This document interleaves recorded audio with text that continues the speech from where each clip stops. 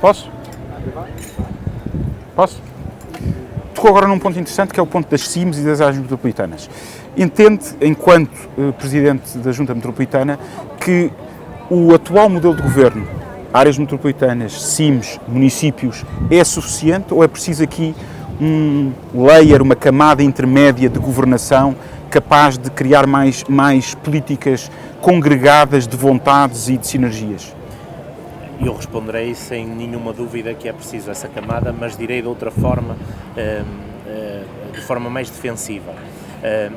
Nós o que precisamos não é tanto de uma nova camada, nós precisamos de uma estrutura regional que não é na verdade uma nova estrutura, mas é uma estrutura de síntese e de aglutinação, que é para não dizer mesmo de coordenação, de serviços que estão no território de forma desconcentrada e que precisam de ganhar coerência.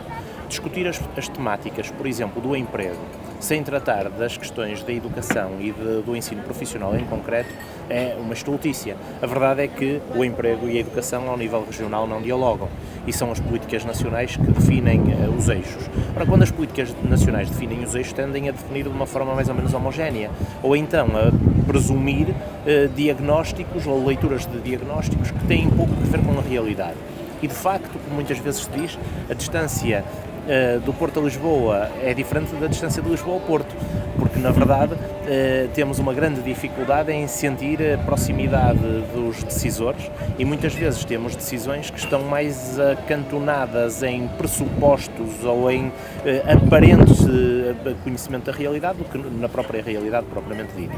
Portanto, e eu por outro lado tenho muito medo de repetir o grande erro que foi pensar a região como uma estrutura nova, que levou, aliás, foi uma das razões que levou a que o referendo da regionalização desse no que deu na sua primeira versão. Eu prefiro dizer às pessoas que temos uma camada de organizações no território, descoordenadas, desorganizadas, tuteladas pelo Estado, que precisam de estar mais próximas das pessoas e que a única forma de as tutelar e de as legitimar passa por uma estrutura politicamente organizada, a região, e com legitimidade eleitoral, por isso, claramente uma estrutura regional que absorva muitos dos poderes que vêm do dito Terreiro do Paço, mas que absorva também alguns dos poderes dos municípios. Sobre isso eu não tenho dúvidas nenhumas. Os municípios perderão algum do poder que têm naquilo que disser respeito a políticas de caráter macro, supramunicipal, que hoje representam verdadeiras anedotas do poder local.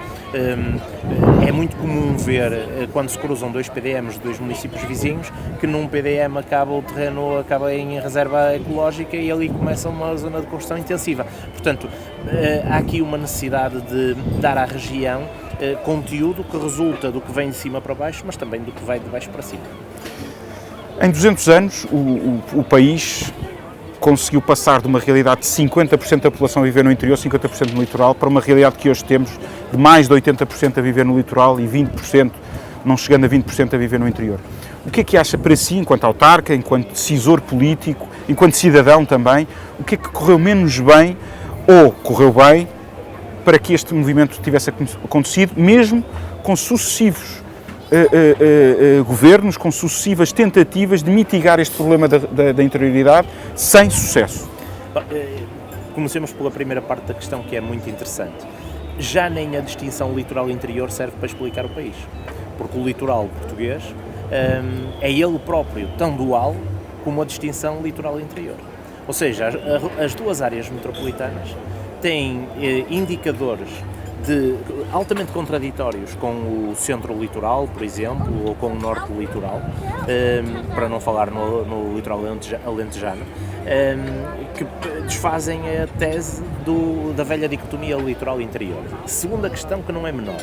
Mesmo nas áreas metropolitanas, o esforço de homogeneização é ele próprio ilusório, porque também entre as áreas metropolitanas as disparidades são muito acentuadas e pode criar-se a ideia de que as duas áreas metropolitanas são territórios homogéneos, que coabitam e discutem, etc.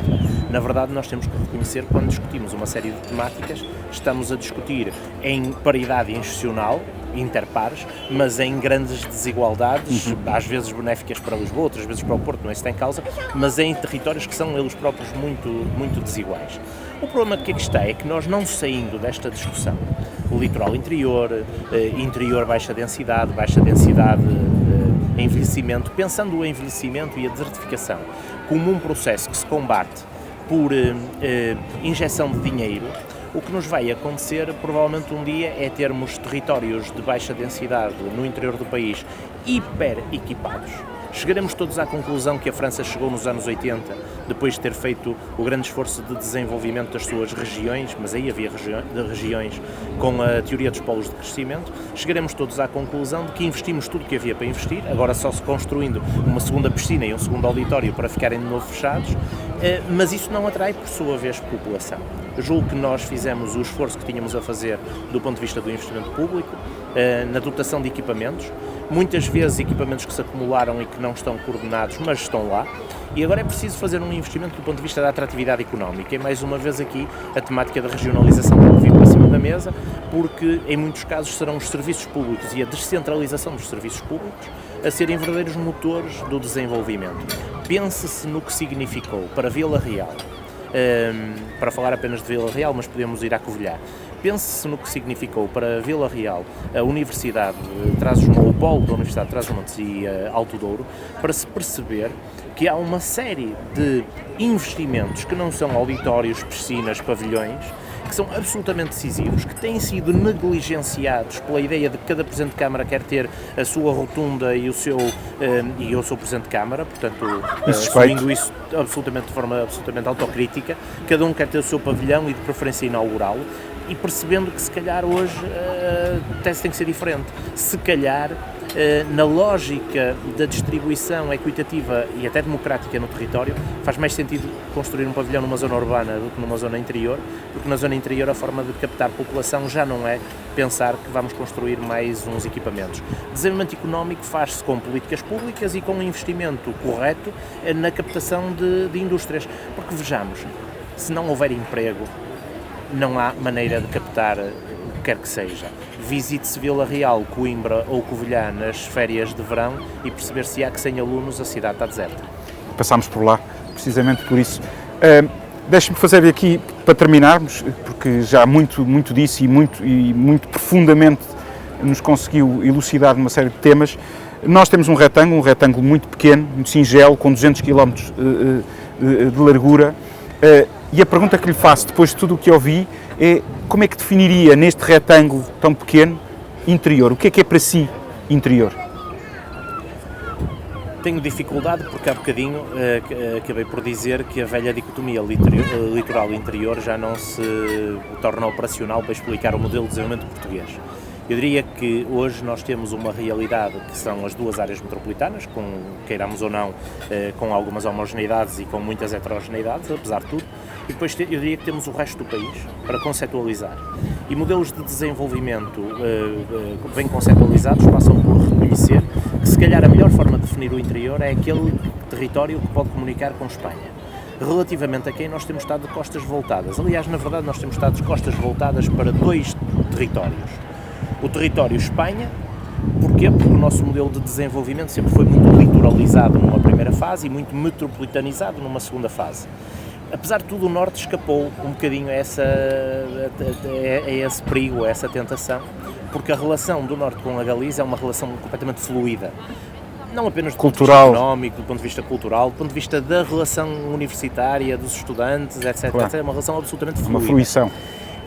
Curiosamente, eu diria que o interior é toda aquela zona que, tendo uma fronteira extraordinariamente importante com Espanha e com cidades, aliás, de referência, de norte a sul do país, não tem conseguido virar-se para esse eixo desenvolvimentista, porque está excessivamente focado ou em Lisboa ou no Porto, talvez fruto das migrações internas e do êxodo rural, isso talvez explique, juntamente com muitas outras. Mas temos outro local para nos virarmos.